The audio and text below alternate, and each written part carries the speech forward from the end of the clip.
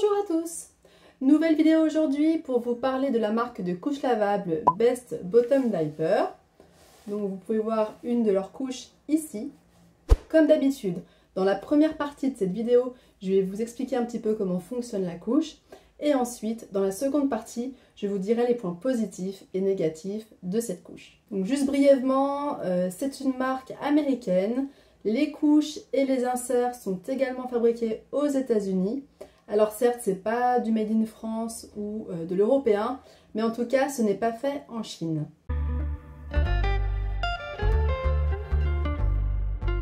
Les couches de la marque Best Bottom Diaper que l'on trouve en France sont des TE2. Donc TE2 comme tout en deux, c'est-à-dire que vous avez à l'intérieur de la couche un insert qui se clipse à la culotte. Donc l'insert est détachable. Et vous pouvez changer que l'insert si la culotte n'est pas mouillée.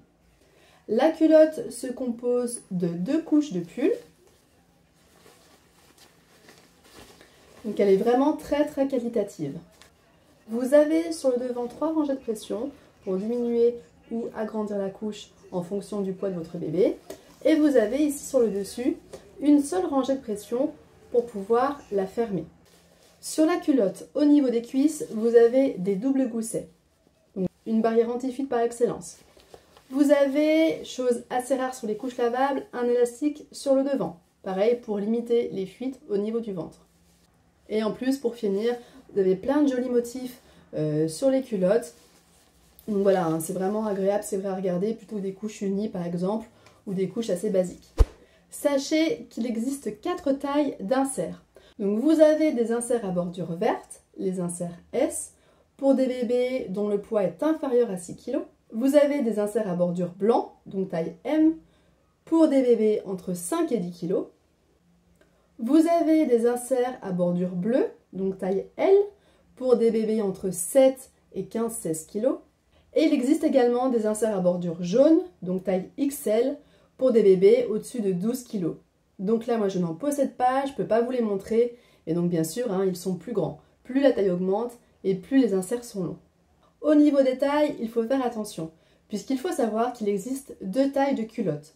Vous avez la culotte standard, on va dire, qui va de 3,5 kg à peu près 14-15 kg. Et vous avez la culotte bigger, donc qui commence un peu plus grand, à partir de 5 kg, et qui va plus loin, puisque c'est pour des enfants allant de 18 à 19 kg. Donc il faut savoir que les inserts taille S, M, L vont dans les 2 culottes, mais par contre que les inserts XL, à bord jaune, donc que je n'ai pas, ne vont que dans la culotte bigger. Il faut savoir qu'il existe tout un tas d'inserts Best Bottom Diaper qui vont dans ces couches. Donc il existe des inserts en microfibre. Donc moi que je ne possède pas, puisque vous savez peut-être que je n'affectionne pas vraiment la microfibre. Il existe des inserts en coton et chanvre, des inserts en bambou. Vous avez également les inserts Stay Dry qui sont recouverts d'une couche de micropolaire pour l'effet au sec. Il existe en plus des boosters que vous pouvez rajouter la journée ou des boosters que vous pouvez rajouter la nuit, comme celui-ci. Ces boosters sont particuliers puisqu'en fait vous avez des pressions à l'endroit et à l'envers. Donc le fonctionnement est très simple. Vous prenez votre insert habituel que vous pressionnez sur le booster et vous pressionnez ensuite tout ceci dans la couche directement.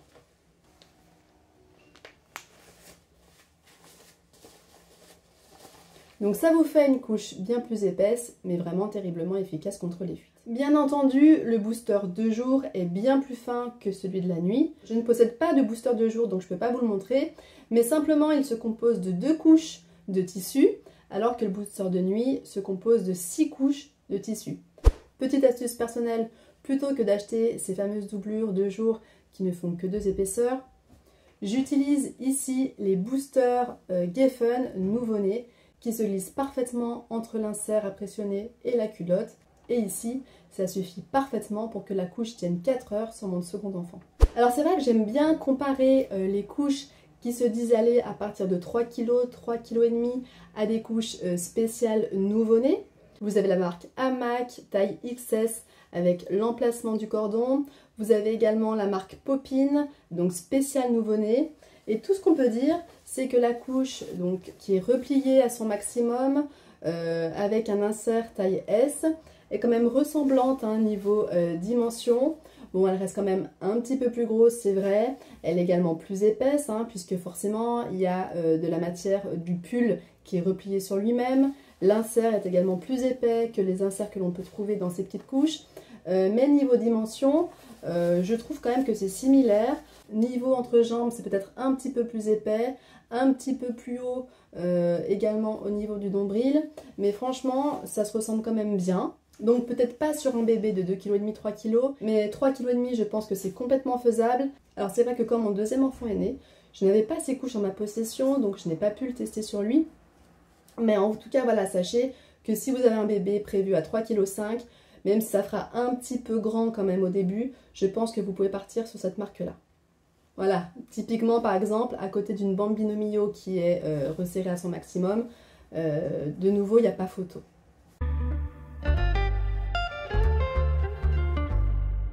Maintenant, je vais vous parler des points positifs et négatifs de cette couche. Premièrement, c'est une couche qui est très fine à l'entrejambe. Ici, par exemple, une couche Bambino Mio et une couche donc Best Bottom Diaper avec un insert taille M. La couche est bien plus fine à l'entrejambe. C'est bien sûr plus agréable pour bébé. C'est mieux pour sa motricité. Voilà, comme vous pouvez le voir, l'insert est profilé. Il est resserré au niveau de l'entrejambe pour s'épaissir au niveau du ventre et du dos. Cette couche est également fine, voilà, comme vous pouvez le voir. Vous pouvez très facilement habiller bébé avec des jeans.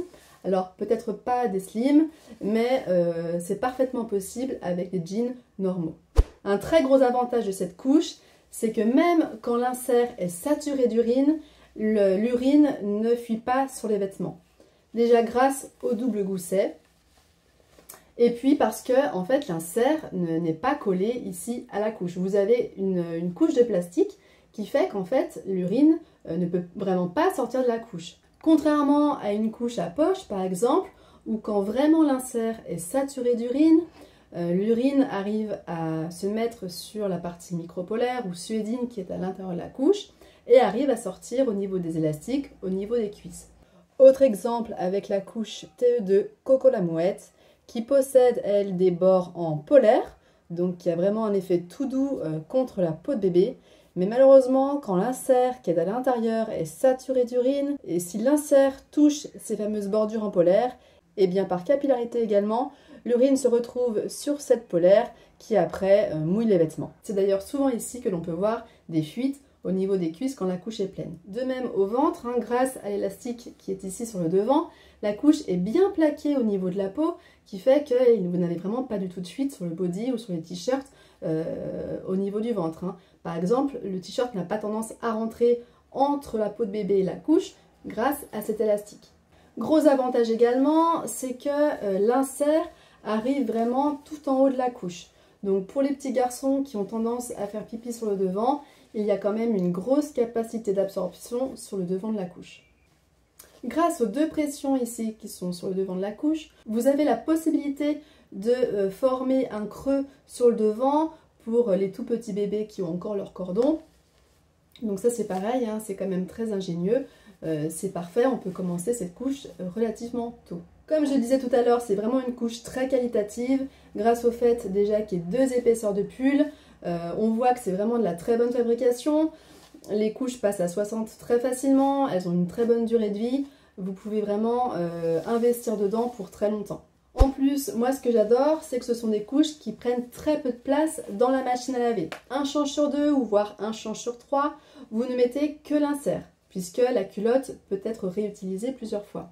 Donc un insert comme celui-ci ne prend vraiment pas de place par rapport à une couche comme celle-ci, pour le coup il n'y a pas photo. Autre point, je trouve que le fait qu'il n'y ait qu'une rangée de pression pour l'ajustement au niveau du ventre est finalement très simple d'utilisation. Vous n'avez pas, comme sur beaucoup de couches à pression, les deux rangées, une pour fermer aux cuisses, une pour fermer au ventre.